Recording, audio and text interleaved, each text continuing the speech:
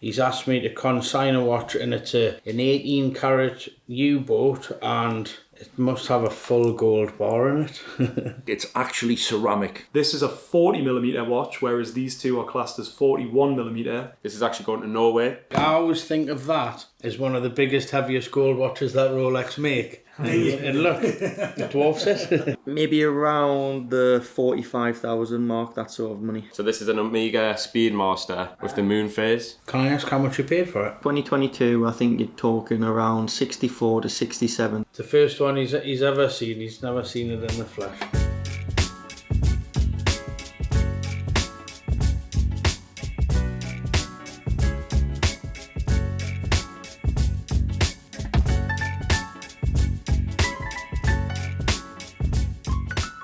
I had one of these before and I foolishly sold it. Can I try it on? Yes, of course. Sold as a full set, has everything with it. Box papers. So the box at its time, it's a 2012, and that's the card, the booklets, and everything with it. It also comes with our 1 year guarantee. No longer has a Rolex guarantee, but as long as you look after them. It's got all the links. I mean, you should have. Yes, it will have. Try to pretend I know what I'm talking about. To be honest with you. Having watched something like this on TikTok. Some of those watches, especially being 10, 11 years old, they become well worn. That one is in very good condition. So you look at the crispness of the side of the links, the side of the case, and like I say, if people wear them every day for that period of time, they get well worn. But you can see with that one, it's been worn on special occasions. And without taking a link out, it's probably got the adjustment on the strap just to tighten it up. It has, yes. Like so it has a glide lock, but I can make it fit exactly. So that's it with the, not a glide lock, sorry. It has like a half link that you can adjust it. Okay, right, I'm interested. Okay, now when I was speaking to Josh or texting Josh, good job, I wrote my phone down. I put a deposit down and he was talking about 29,500 for the watch. Okay. And I said, listen, I've got a Hublot, a Big Bang 2018, sent him all that information online. Okay. And he said you would look at doing the watch on consignment for me. Yeah. Which is fine. I've never did this before, I've never traded in watches before, but how does the consignment piece work? Okay, just say for example you walked in to sell this and you weren't looking to buy another watch. I would offer you a price to buy the watch. I would offer you a price to consign the watch. So obviously to buy it as an outright purchase. To sell the watch on your behalf, which is a consignment basis, you're going to get, with this watch, probably between 10 and 20% more. We'll advertise it for the figure that we've agreed to return to you, with a view to achieving 10% more than that. The advertised price will be a little bit higher than that because in the current market, people like to make a bid, or if they buy through a platform like Chrono, there's fees involved. Sure. So, like I say, our fee's 10%, but you're going to get between 1,000 and 2,000 more than if we just bought the watch outright. And Josh said that, he texted me that. Yeah, if it was a new Rolex, we would expect to comfortably sell it within 30 days. With a Hublot, it's a bit more hit and miss, I'll be perfectly honest, but we do sell them. It'll still be, when advertised, along with the figure we've agreed to turn you, it'll be the cheapest in the UK. I will probably get it polished because a watch like this, the ceramic and everything else is fresh and clean, but with the gold being polished, it'll be like a new watch. It's hardly been worn, it's just been sitting in my safe, to be perfectly honest with you. We do sell them, we sell a lot of them. I didn't warm up Josh, I brought another watch down to see if you'd put that in consignment for me as That's well. absolutely fine, yeah. Wow. It's got a special serial number on it. What a watch, the size of it. You seen one of them before? I have. I would have to do some research if I'm honest. Do you have the box and papers with it? I brought them just in case, yeah. Okay. It's not a brand I'm too familiar with. Let me have a look, if you don't mind. It's a heavy watch, yeah. Yeah, it is. It's 007. Wow, right. I could tell you it was made for Daniel Craig, but I don't know if you believe it. So it's actually made in Italy. Quite a lump of gold that it's in it. It's a U-boat. It is. That must be what? 58 mil, maybe? You could put it on the wall in the kitchen. It's the nicest U-boat watch I've seen, so let me have a look because I'm really not familiar with the brand. I'm not going to pretend. Are you led to believe that that's 9 carat or is it 18 carat? 18 carat, yeah. It's very rare that you see new watches that are in anything but 18 carat, unless they're gold plated. But like old vintage watches are typically 9 carat. Can I ask how much you paid for it? I paid over 10 grand for it. I can't even find one. I can find lots of steel. I can find the one with a lot of gold on, which is steel and gold. And again, if I show you here, if you see that one and its price, there's no suggestion they're selling for that. No. But I'm going to be perfectly honest, I think I'm going to need Hendo to have a look at it, so let me just give him a quick call. It is quite a piece. Like, I always think of that as one of the biggest, heaviest gold watches that Rolex make. And look, it dwarfs it. Yeah. Even if you look at the back, the difference in the size. But you're not going to find that a big watch if that's what you're used to. You have to alternate arms wearing that one, otherwise you end up with one massive bicep. I used to wear it with a suit, a nice black suit or a white shirt or something. I was going to a business meeting. As I say, the number on the serial number is 007, so obviously the 7th one they made. Let me ring Hendo. So I've got a guy that's coming to buy a watch, and he's asked me to consign a watch, and it's an 18 carat U-boat, and it must have a full gold bar in it. It's like the first one he's ever seen. He's never seen it in the flesh. Right, spot on, mate. Thank you very much. So he said that he needs to do his own research, if you don't mind. That's not a problem. I think if you leave it, we'll get it polished, and he's very good at the weird and the wonderful. So It's a heavy watch, yeah. I reckon Stallone might have stopped a few bullets with it, you know. because there's none for sale, as long as we can agree on a price that you're happy with, and I'll see if we can generate some interest in it. But it's actually left-handed as well. All of the Well, I'd imagine for the crown. Okay, so the watch, the Rolex. What's the magic number for that? I think there's Josh not agreed a price. No, with you already? no. We never agreed on. It was ballpark numbers, and just I asked him over the phone. I says, "Listen, what do you want for the watch?" He went, "We've got online for 29,950. Give me a second." And then I think he counted to 10, and then he came back on and says, "Listen, we can do it for 29,500." So I says, "Okay, listen, I'll let you come down and see the condition of the watch," because he said it was in excellent condition. So I like the watch. I just want to see what's the special deal for me. Let me speak to Stu, because I haven't been part of the Because I can do the deal with you. Hi Stu, do you know the price of the Yacht-Master 2? 29,000 would be the best price. I took that watch on consignment for somebody else, and honestly, it wasn't much less than that. Deal. Right. Now, I paid £500 deposit already. Yes, of course. So 28,500. What I'm going to do is get my colleague to do an invoice. So bear with me a sec, please. Fantastic. And as I'm looking there, that's the original cost of the watch. In 2012, it cost 29,100. So the list price of the watch now, the equivalent new model is around 35,000. So it's a good deal. This watch is traded and sold for a lot more than that figure over the last 12 months. So it's well priced now, like a lot of things. So did you want to wear it, or do you want me to? I'll get you to adjust it to fit for Yes, me, of course. and I'll take it in the box. Okay. I will get you to do that adjustment. Right, so like I said, card, booklets, wallet, I put those swing tags in the bottom of there. Just keep it all together, and if or when you come to sell it. Quick question for you with your experience. I never used to keep these when I bought a Rolex watch, but is that vitally important? That one's more important. It has on it the name of the watch, the Yacht-Master. It has the serial number and the model number. Some Rolex dealers around the world will discard that, and when they take the stickers off, they'll keep that as well. So it's just an extra thing to have as a full set. It's not essential, and even some watches, people don't realise the importance of the box and papers, but I think if you keep everything together, it's the best thing. People looking for a watch that are a collector, they will only buy a watch if it has absolutely everything with it. So the more you keep, the better it is.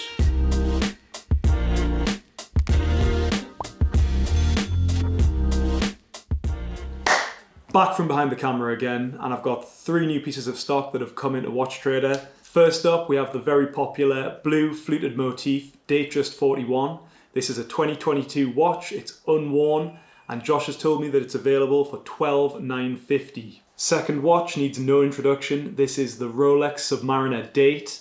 Black dial, black bezel, classic combination. It's possibly the most iconic watch that Rolex make. This is available for $12,950 as well. It's a 2022 model, and it's got nearly all of the stickers on, bezel protector, full set. This is just about as unworn as you can get. Which one would you prefer? These both cost the same amount of money. We've got the Submariner steel sports watch, and we've got the Datejust also in steel. Both have oyster bracelets, this one being brushed, this one being polished center links. You know, the Datejust is that perfect blend of sporty but also everyday. But then everybody knows the Submariner looks great with a t-shirt on, and it also doesn't look out of place underneath the cuff of a shirt. if you're wearing a suit. Finally, we have the GMT-Master 2 Root Beer. This is steel and rose gold, again ceramic bezel. This is a 40mm watch, whereas these two are classed as 41mm. Obviously this has the extra functionality of being a GMT watch, so it's got 3 hands. That means it allows you to track the local time and your home time as well. So if you're flying from London to Paris, you could track the time in London, also in Paris. You can also use the bezel to track a third time zone, but don't ask me quite how to do that because I can't tell you at this moment. This watch is available for, I believe, $16,750. It's a 2021 model, and all 3 of these will be online soon. Let me know in the comments which watch you will prefer.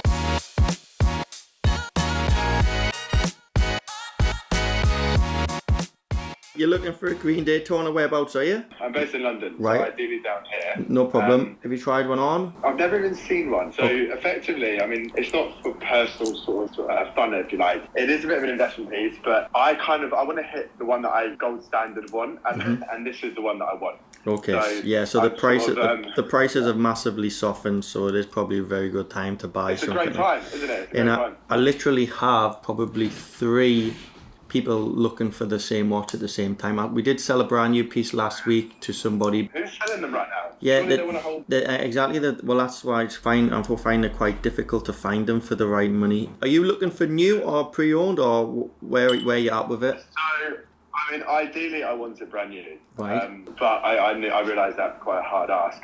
I think I understand I'm flexible, Right. but I don't want to say that to you and then you think I'm too flexible. I do want it to be as new as possible. So we're talking 2022. You're going to pay a premium for 23 if there's even one available at the minute. But I think 2022 unworn. What's the price difference?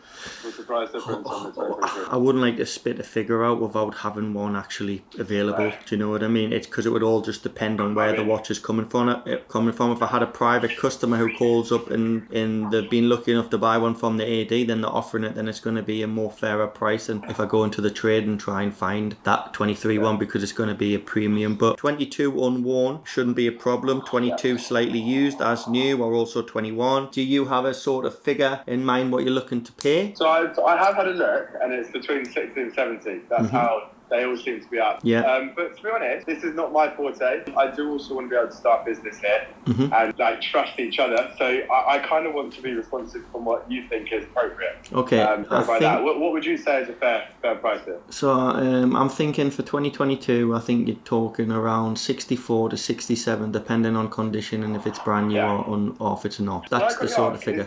Is there much morphology difference or change in anything between the 2022 and 2023?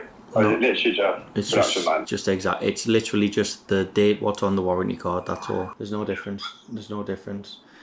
If you were looking for something slightly older, then you could get underneath the 60 or around the 60k mark. But it's 6 and 2 frees really. Whatever price you jump in at, whenever you decide to sell, it's just going to prorata against your sale price. So it's just whatever you're comfortable with. What I can probably do is give you some options, send them across to you, and let you make your own decision, obviously with my guidance. Yeah, I think that'd be perfect. Although I've got instincts, there's definitely 2022 one. Right, okay, so if I swing towards more of the 2022s and see if I can get you at least a couple of options, whether it be in brand new or slightly used. You don't want to get anything which is polished. You want something which is full set, complete, everything with it. I mean, it's really Oh God, I'm going to bring my brother. Now, my brother watches you guys endlessly. Yeah. During COVID, he went through this sort of phase of crypto and then went to watches and the whole thing. It's funny how they kind of go into one end in the end. Okay. And he is like, he's so happy and sort of annoyed that he can't do it himself with the money. Maybe he's swinging towards where you're going to potentially let him borrow it at some stage, I don't know. Brothers, mate, it's a difficult enough relationship at best. I'm So, not throwing in a watch. How flexible are you to come and view? So we have a place in central London where I can have the watch there for you. How soon can you get to the central London? I could probably. I could probably have a watch there tomorrow for you, or Can we do that, please? Yeah, yes. Just whilst I've got you on the phone, Mm-hmm. I've got a date, a yellow, band, a strap and green face. Yep. So very similar, but just day, 40mm. Do you think they're as good as an investment piece as this Daytona, or is the Daytona sort of the best? To be honest with you, I haven't actually sold many of that watch or actually seen physically the green, to be honest. I know there's quite a few around, but I believe it's the same list price as a normal dial, and I think maybe the watch is probably worth in the trade. Let's have a look. Maybe around the 45,000 mark, that sort of money. Bit less. Okay. All right. Well, that's all good. Yeah, thank you. Okay, so we'll I'll chat to you a bit later then. Yeah, cool. I'll speak to you soon. All right, thank you, buddy. Bye, mate. Bye. Yeah, Harry, so that's a guy who's looking to buy a green Daytona. I've had quite a lot of inquiries recently on the green Daytona. I'm not too sure what it is. But yeah, so as you heard, he's looking for ideally a 2022 piece, either unworn or as new condition. So I'm just going to reach out to a few traders in the UK. We don't have one in stock. We sold ours last week. I'll find out what's available and I'll send it across to them and we'll take it from there.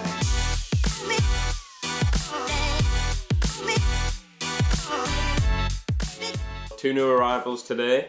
Starting off with, this is a brand new unworn, so 2022 Submariner date 126610 LM. This is the new 41mm model, ceramic. This is a full set 2022. Haven't actually got one in stock. We sold two last week. These seem to fly out at the moment. Classic watch. This will be going online for anyone that's interested for 13,250.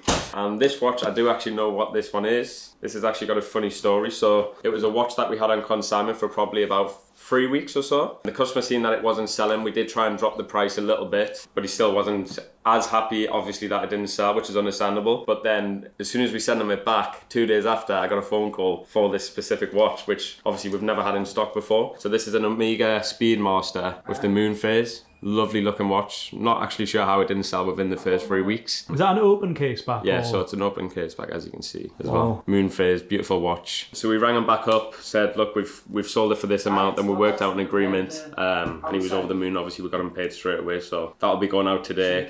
This will be going on the website today, so it'll be online by the time you're watching this. And yeah, sweet. I like the little pun there, over the moon.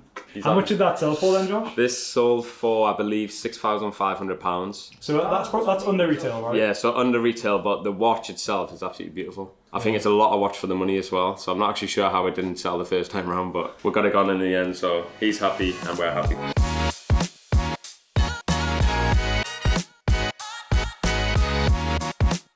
So as you would have seen the telephone call, we had a client looking for a green Daytona, which is very popular at the minute. So I managed to source the watch exactly to his requirements. It was an unworn 22, I think the month was November. And yeah, I actually had it in London ready from the following day. This time of year, you do get a little bit of speculation whether things are going to be discontinued or not. Some people maybe want to hold on to things to see if that does actually happen. Do you notice that with dealers as well? Do you find that they hold on to stock, or is it just the private clients? No, dealers do also, and they will also buy if they have a hunch that something's going to get discontinued. It might go one way, it might go the other. You never know. But I always find the best time to sell if something is hyped up and it doesn't discontinue, or it does discontinue, is just before the week before. That's when the hype is. It never seems to go quite right for us, to be honest. That's it. It always goes wrong. Buy the rumour, sell the news. Yeah, that's it. It's just right. If you have something like that, probably a good time to exit is just before the new releases do come out and the discontinued watches are known to us. Green Daytona is definitely a popular watch at the minute, and if anybody's looking to sell one, we're looking to buy.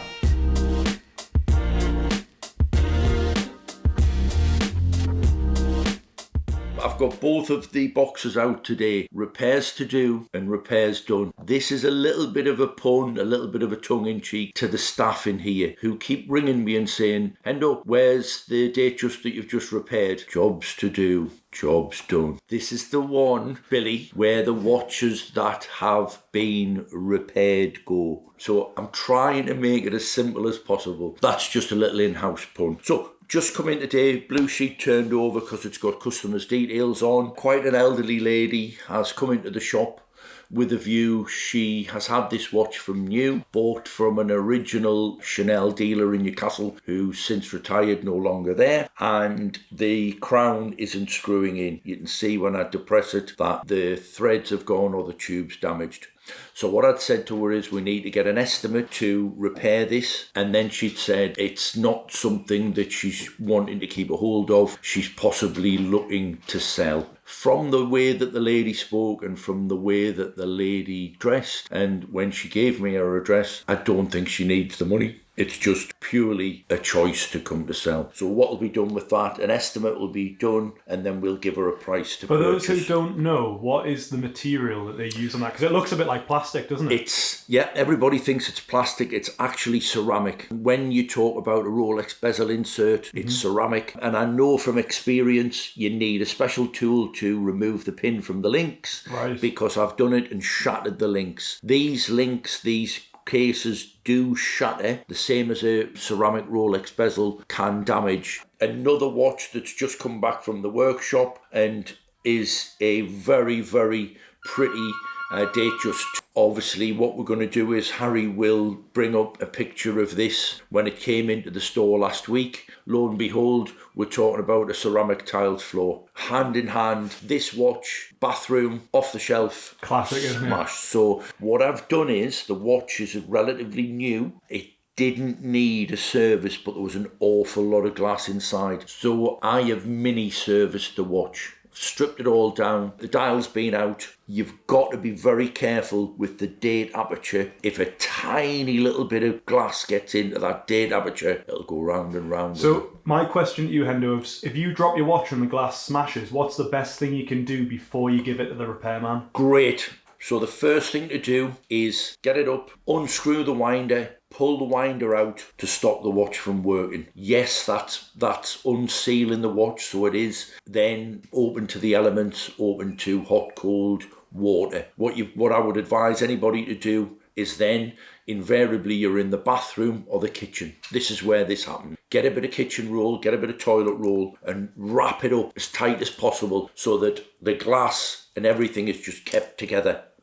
But it's essential that the winder comes out to stop the hands from moving. Because it might drag a bit of glass. The second hand drags a bit of glass. The tiniest little bit of glass can cause so much damage. It's a relatively inexpensive repair. The person that dropped this was horrified. Approximately how much is a new glass? That glass is a separated function glass, so it's the more expensive, and it's going to be around about the 250 quid mark. So you picked up on this because you realised that it's an original OP, as in it's not a 26 mil Datejust, it's a 24 mil non-date Oyster Perpetual. So what year is that? This watch, I haven't dated it, but I would say this watch could be a lot newer than you think. I recently had a customer who looked at one of these and said, oh, that looks like 60s, 70s. This watch was manufactured up until the mid-90s. It's an old style clasp and old style riveted bracelet. And are they functional rivets or are they for display purpose? No, they're functional. These links can be taken apart and put back together. And are they hollow, the links then? Yeah, hollow links, but you know how, again, people are going to say, oh, Hendo's always in raptures over. But I love these bracelets. So what do you think of Tudor on their modern black bays, this, that and the other? They've got the faux rivets. Something else that Hendo loves. Yeah. I like classic. Most people buy a modern watch because it looks good or because it's a bit of a status symbol. When people buy older watches, when people buy vintage watches, it's not keeping up with the Joneses. It's something that you like, you know. But the controversy over it is those are functional rivets. On the Tudors, they're just for decoration. So some people think, well, what's the point in putting it on there if it's a pretend rivet? You know what I mean? It's a bit like having an exhaust on your new car, but actually it's got a tiny exhaust in, but it's got a massive big exhaust pipe on the back, you know? That's what it is. It's just for style. It's clever marketing. Yeah. It's a great looking thing. Mm-hmm. So okay. it's not functionality. It's because it's cool. Just looks cool. Looks good. Yeah, fair So, enough. They don't make a solid gold Oyster Perpetual anymore. You know, to me that would have been an expensive watch, surely, in its day.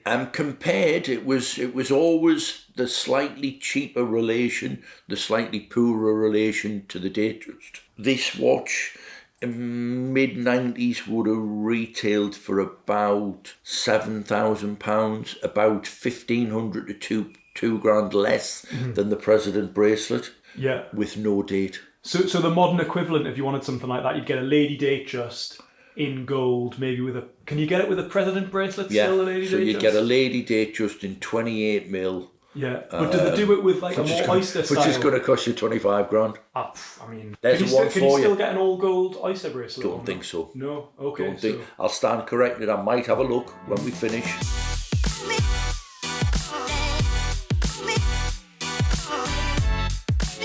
Okay guys, so I'm going to run through some of the pieces I've been selling the past 2 days. Just getting ready to get packaged up and head out. So starting off on the right, we've got a two-tone rose gold root beer, 126711 CHNR. Steel and rose gold. This one is a 2022 model. This sold on the website last night, direct deal, and this went for 16,950. So that's the first one. And moving on, we've got a silver dial, Datejust 41 Jubilee bracelet with clasp stickers. This is also a 2022 unworn model. This is actually going to Norway. This is going to a footballer, a good client of mine who plays in football in Norway now. So we send all of his watches there. Do you know what the league is in Norway?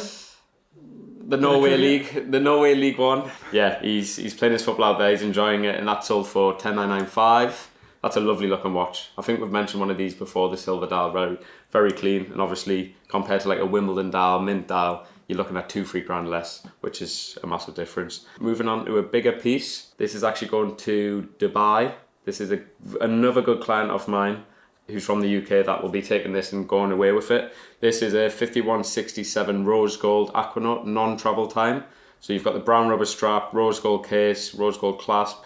Absolutely beautiful. I would probably say this is the best everyday watch. Obviously, if you're looking at that kind of price bracket, you can't get a better everyday watch. So this was a part exchange deal with my client. It works out around in the mid-50s for the watch after the 2-part exchanges, which was a yellow gold Daytona and a Oyster Flex Daytona. So yeah, that works out mid-50s, which to be honest it's not that expensive if you compare to how expensive obviously the Rolex Daytona Oyster Flex Rose Gold was maybe 8 to 12 months ago. They were reaching nearly 50k, and if it was up to me, I would be choosing this all day long. And then last but not least, the steel and gold Datejust 41 champagne motif, steel and gold with stickers on. This is a 2022 model, and this sold for 13,995, which I think is probably the cheapest in the world. There's not actually really many available with this dial. This is really being popular for us. This and the steel variant, which will be the green motif and the blue motif. Massively hot watches and massively hot sellers for us. So this is going out to Paris. A few that are going out of the country and one local to us. Day watch, that one? It might be a Valentine's Day watch. We'll see on the 14th of Feb. So stay tuned for that one. But yeah, so they're going to get packaged up now and sent, and hopefully they'll all be received within the next few days.